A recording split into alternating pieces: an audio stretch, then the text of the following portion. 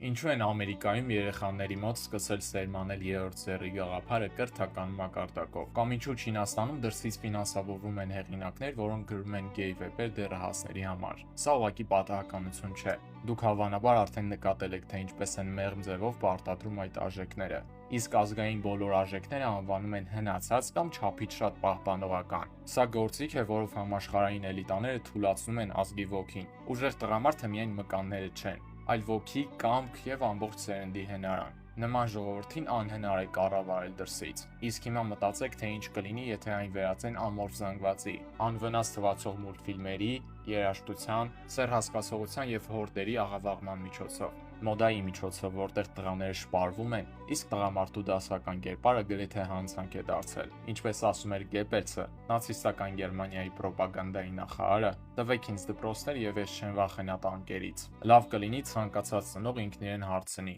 վերջին անգամ երբ եմ նայել, թե ինչ է սպառում իմ երեխան։ Ինչ է կատարվում այդ մուլտֆիլմում։ Ուժեղ սերունդ, ուժեղ տղամարդ, ուժեղ ազգ։ Սա այն է, ինչից վախենում են էլիտաները, որովհետև մարդուն, որը կանգնած է իր հողի վրա եւ հիմնվում է իր ոգու վրա, անհնար է կառավարել։ Իրոք կցանկանայի այս տեսանյութը լիքը մարդ տեսներ, այնպես որ կիսվեք ձեր ծանոթների հետ կամ միգուցե ստորի տարեք։